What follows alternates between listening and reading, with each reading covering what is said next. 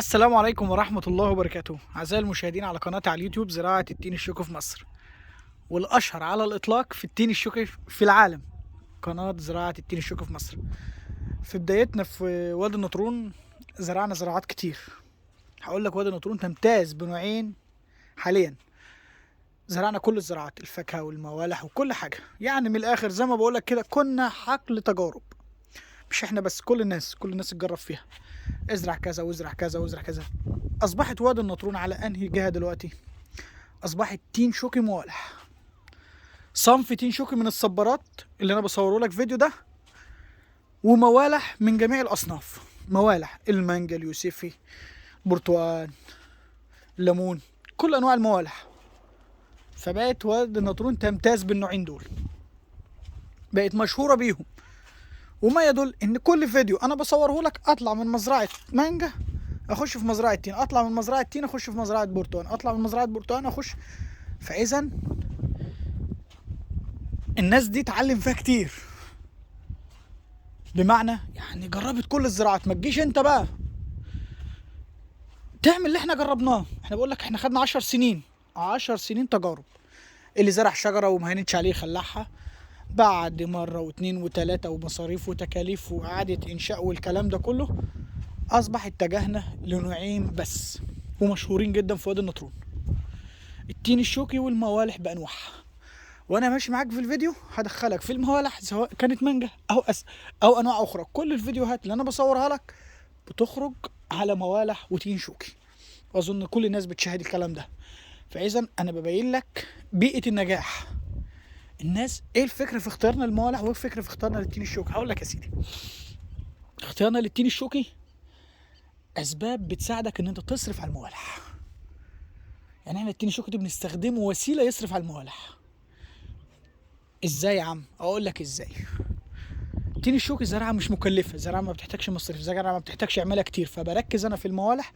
ومنها الماديات اللي انا مثلا الموالح بتصرف عليها كتير، مثلا الفدان باخد اصرف على، اذا كان عندي 50 30 40 فدان موالح باخد من التين الشوكي يساعدني، لان التين الشوكي زرعه مش مكلفه وزرعه ما بتاخدش وقتك كله، لكن الموالح تاخد وقتك.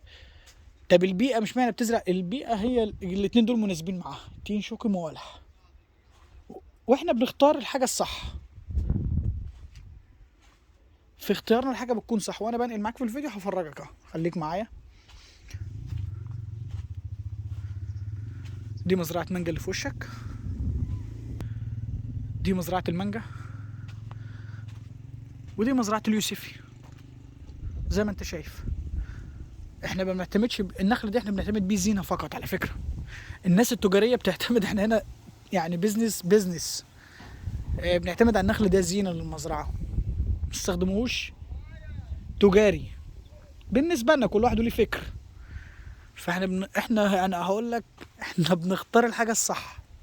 الكلام ده خده بقى من الشغل وتجارب على اعلى مستوى. زي ما انت شايف كده، وادي بيئه الموالح، وادي النخل اللي احنا بنشكل بيه مزارعنا وبنعمله شكل خرافي كده وصور جميل كده، زي ما انت شايف كده. وادي بيئه التين الشوكي طوالي كلها. اماكن انا بفرج لك من اماكن، يعني بصور لك من جميع الاتجاهات، من جميع المزارع.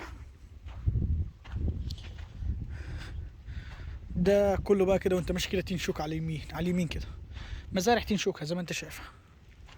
استمتع بحياتك واشتغل صح ومشي امورك وشغل اللي يناسبك.